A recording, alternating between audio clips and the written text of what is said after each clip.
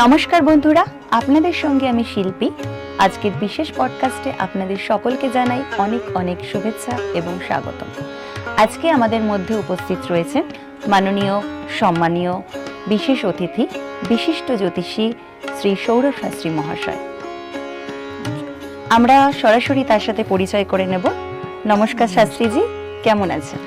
ভালো আছি, সকলের ভালোবাসা, বড়দের আশীর্বাদে এবং ঈশ্বরের কৃপায় ভালোই আছে। তো আজকে আমরা প্রথমেই চলে যাব সরাসরি প্রশ্নে, কারণ হচ্ছে আমাদের দর্শক বন্ধুরা অনেকটাই আগ্রহ হয়ে থাকে, অনেকটাই যে আপনার মুখ থেকে কিছু শুনবে।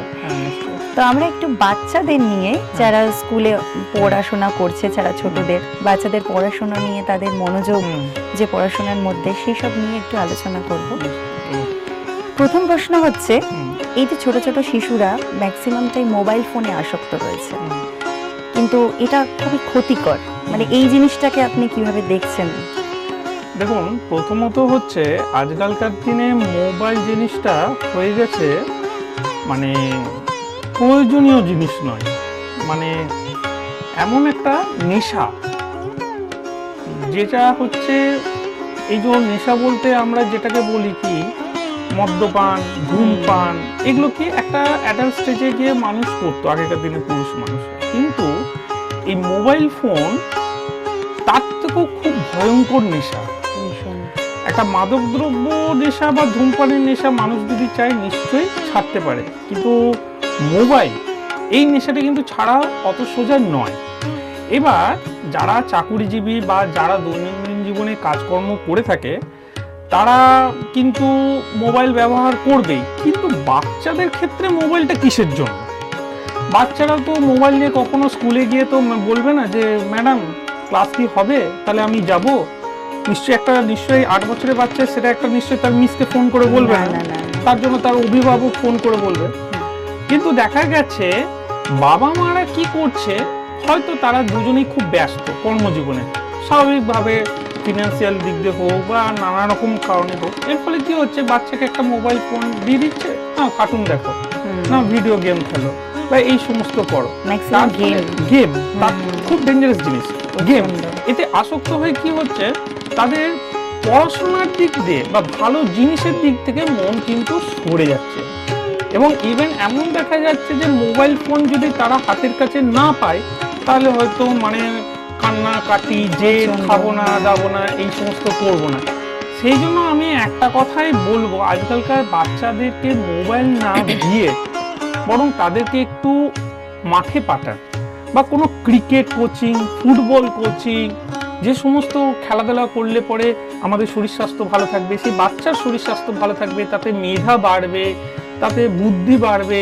এবং সবচেয়ে বড় কথা হচ্ছে মোবাইল থাকার ফলে কিন্তু আজকালকার বাচ্চাদের মধ্যে যেটা আজ বুঝতে পারছে না তার বাবা মারা, তারা যখন 30 বছর 31 বছর হবে মারাত্মক রোগে কিন্তু আক্রান্ত হবে। আমরা আমাদের ছোটবেলায় ফুটবল খেলে বেরিয়েছি, কাদাতে, মাঠে ঘাটে, যেখানে বেরিয়েছি, গরম রোদে। কিন্তু আজকাল একটা বাচ্চাকে যদি বলা হয় রোদে গিয়ে বাবা খেলতো, বলবে না পারবো। তার ফলে কি হচ্ছে, নানা রকম রোগের কিন্তু সৃষ্টি হচ্ছে। কাজে বাচ্চাদেরকে মোবাইল না দিয়ে আমি বারবার বলবো ফিজিক্যাল অ্যাক্টিভিটির দিকে ইন্টারেস্টটা বাড়ানো, যোগাসন করার, কোনো টেনিস স্কুলে দেওয়া, ক্রিকেট কোচিং সেন্টার, সে যে খেলাটা খেলতে ভালোবাসে, যে ফিজিক্যাল অ্যাক্টিভিটিটা করতে ভালোবাসে, সেটাতে তাকে ইন্টারেস্ট। এই যে পড়াশোনার দিকে যে মনোযোগটা তাদের বাড়ানোর জন্য কি করা উচিত? দেখুন, পড়াশোনার জন্য মনোযোগ বাড়ানোর জন্য যেটা বলবো, প্রথমত যে জিনিসটা, মা বাবাদের একটু দায়িত্বশীল হতে হবে।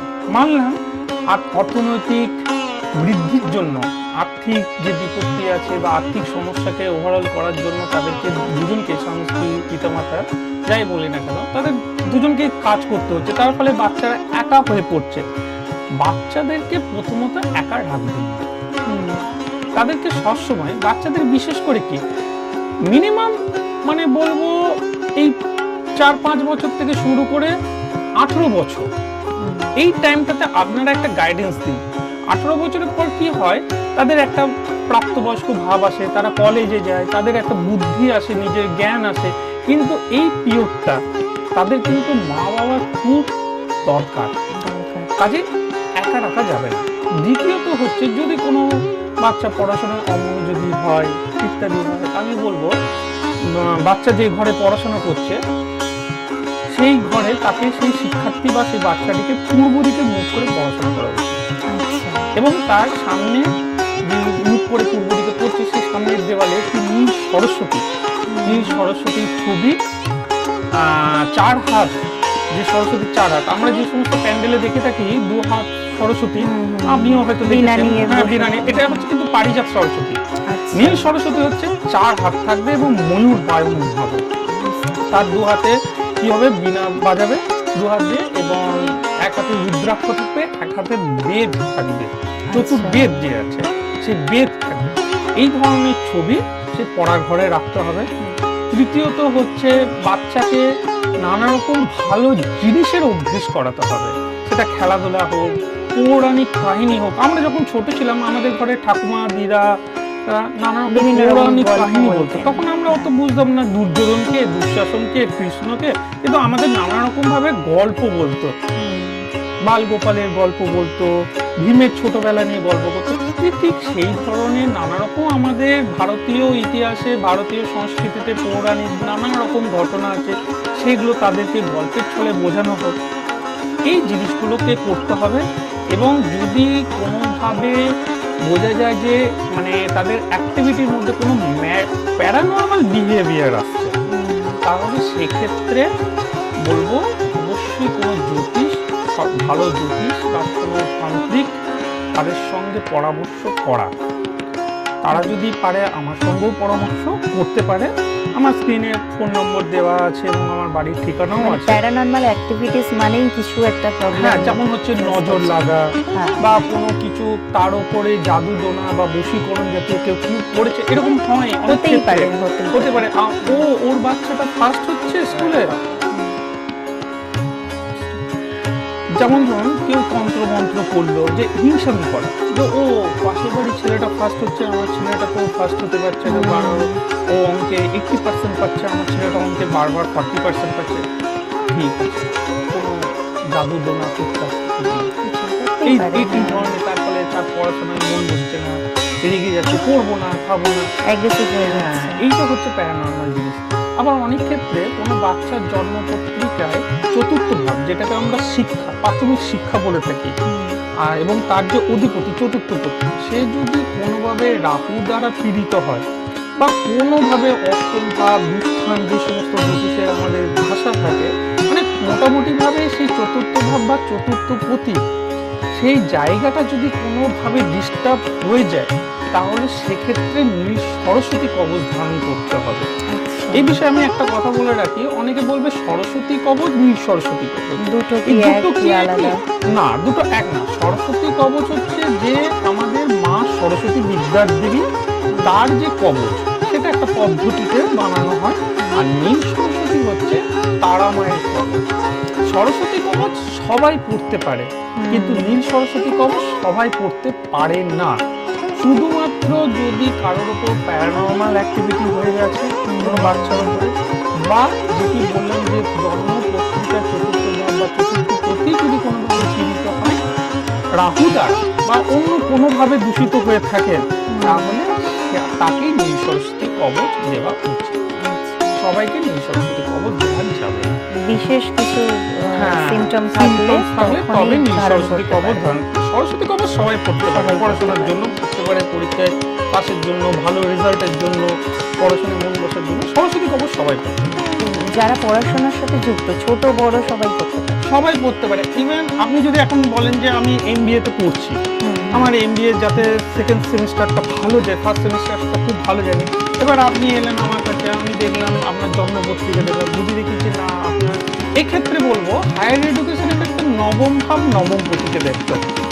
এক্ষেত্রে যদি দেখি যে আপনার নবম ভাব বা নবম পতি কোনোভাবে ডিস্টার্ব হয়ে আছে বা বছরে কোনোভাবে ডিস্টার্ব হচ্ছে ট্রানজিটে, তাহলে সেক্ষেত্রে আপনাকে হয়তো আমি নীল সরস্বতী কবচ দিতে পারি। সেটা সবাই পড়তে পারে নীল সরস্বতী কবচ। দেখুন, অ্যাকচুয়াল কথা বলবো, একটা ছেলে বা মেয়ে কলেজ পর্যন্ত পড়াশোনা করছে মানে সে শিক্ষার্থী নয়। একটা ডাক্তারও কিন্তু পড়াশোনা করে, একটা উকিলও কিন্তু পড়াশোনা করে, একটা প্রফেসরও টিচারও কিন্তু পড়াশোনা করে। ইভেন আপনি দেখুন, আপনি যে আমার কাছে যে পডকাস্ট করছেন, আপনিও কিন্তু কিছু স্টাডি করেছেন, এই জিনিসটাকে শিখেছেন, প্রশিক্ষণ নিয়েছেন যে কিভাবে বলতে হবে কি। আপনিও কিন্তু পড়াশোনার মধ্যেই আছেন, পড়াশোনা করতেই হবে সব প্রত্যেকটা বিষয় নিয়ে। কারণ হচ্ছে knowledge first, knowledge skill ability, এই তিনটে জিনিস কিন্তু আসে। আমরা শাস্ত্রীদের কাছ থেকে কিন্তু মানে শিশুদের নিয়ে অনেক কিছু জানলাম। ইভেন যারা মানে যারা পড়াশোনার সঙ্গে যুক্ত রয়েছেন, ছোট বড় সবাই, তিনি বেশ কিছু টিপস দিলেন আমাদের, খুব ভালো লাগলো। আর এরকমই আমরা পরবর্তী এপিসোড নিয়ে আবার ফিরে আসবো। আর যদি আপনাদের ভালো লেগে থাকে তাহলে অবশ্যই পরবর্তী এপিসোড দেখতে আপনারা চ্যানেলটিকে সাবস্ক্রাইব করে নিন আর লাইক করে দিন। আর যদি অবশ্যই আপনারা শাস্ত্রীর সাথে কথা বলতে চাইলে, কোনো প্রশ্ন থাকলে মনের মধ্যে, তাহলে কমেন্টে প্লিজ প্রশ্নগুলো করে ফেলেন। নমস্কার।